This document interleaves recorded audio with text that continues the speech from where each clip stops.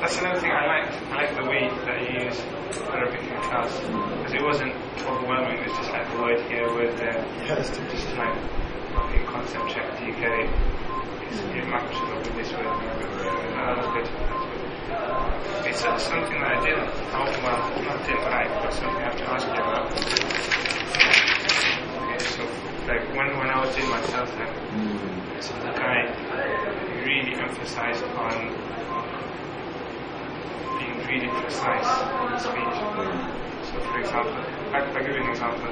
The first year I was teaching, the first term, first year, it was like week 18, week 19 or something. So I was doing a task with them, and then I told them, right, 2 more minutes. So that's what I said, 3 words, 2 more minutes.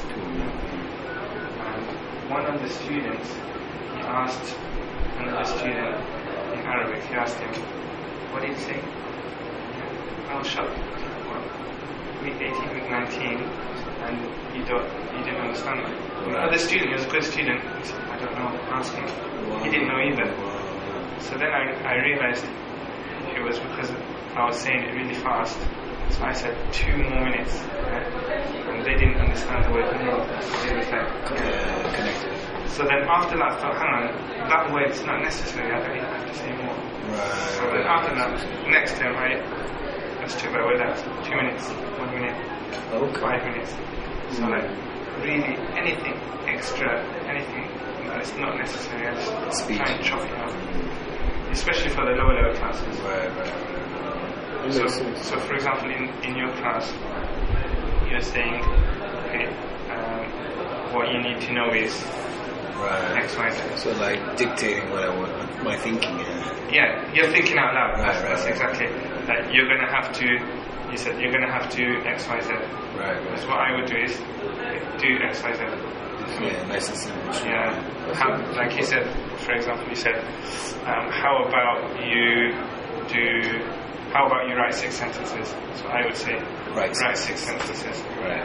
But then I thought, okay, maybe he's doing that deliberately because that's natural language. And then you want to expose it to natural language. Not really cognizant, not paying attention to it. So that's good feedback. I think it's very important, especially, I think I sort of take it for granted because I work with higher level. Yeah. And just so not being... How many of them really understand? That's a good question. All of what you're saying. Right? They don't have to understand all of what you're saying. Maybe they just get the gist of it. That's fine. That's really I think a lot of these like filler phrases, I think they wouldn't really get what I mean. Right.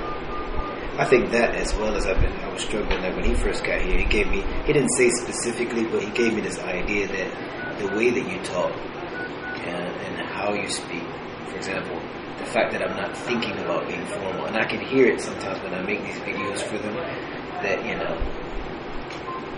I could make it more, formal and crisp. And, you know what I mean? Yeah.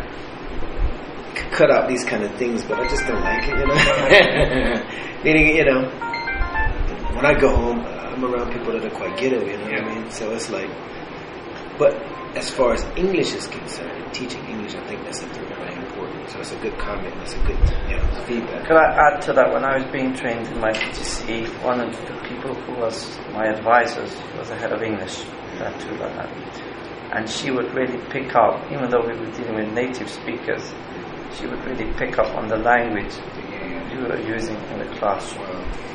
Right, so that's in England with native speakers. So it's very important because what we understand and the way. Remember, like for example, I come from the east end of London, so we're going to use a lot of filler words which have no meaning, empty words, right? But for a student, what does it mean? That's confusing to them. Even if you take it from different social contexts, like the working class, certain language terminology we use, the middle class, the upper class, they wouldn't use that. It doesn't fit their social class in the same way some of the language they use we would never use because it doesn't fit our social class. So it's just being from a professional point of view in terms of teaching and coming into this community of practice, we need to have that common understanding of what's acceptable and what's not acceptable. So some of the social identity that we come with, we need to put it to one side. We can use some of it, but some of it we need to put to one side and say, well, in the classroom we need to be a little bit more aware. And in England, he was talking about presence. In England, we use the word withedness. It means the same thing, presence. Yeah, with it. Are you with it? Yeah, send them. Yeah, up to the top. Yeah, send them. I'll send yours as well now, yeah? Yeah. I think it's very important. Because I guess my concept when I first started teaching was, not to, sort of maintain this idea that I never wanted to really have two faces in it.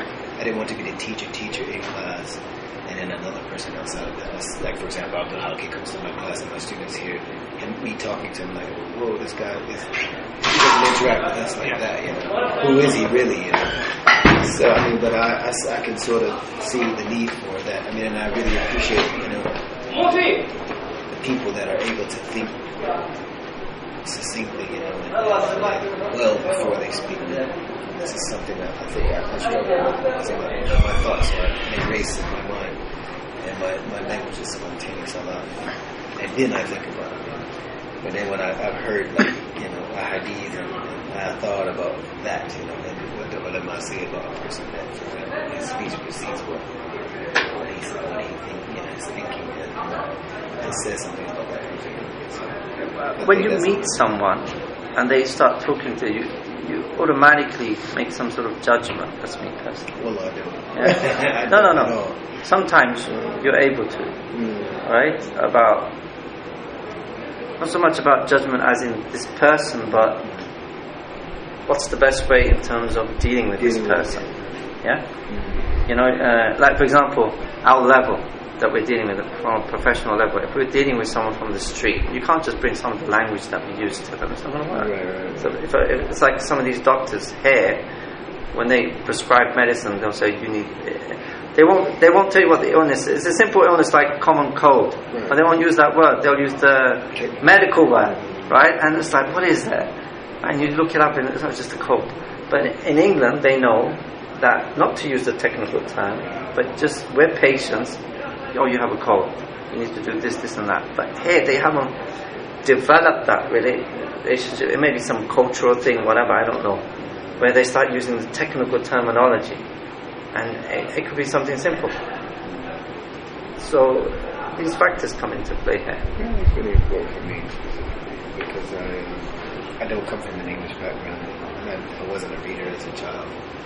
I didn't read a lot as a child, and I studied chemistry and biology and math and things like that, so I never really had value for language. And becoming a language teacher was as a result of my learning Arabic. So attention to language. And I noticed that other people that read a lot, and some of the people in our program that come from an English background, I feel sort of intimidated by them because they seem much more intelligent because of the language that they've been privy to as a result of their studies and their interest in things and reading books and stuff like this. So I guess that's something that I need to be more aware of and cognizant of. Is there anything else that you think of? It's also about the way we present ourselves in the classroom. It's very important.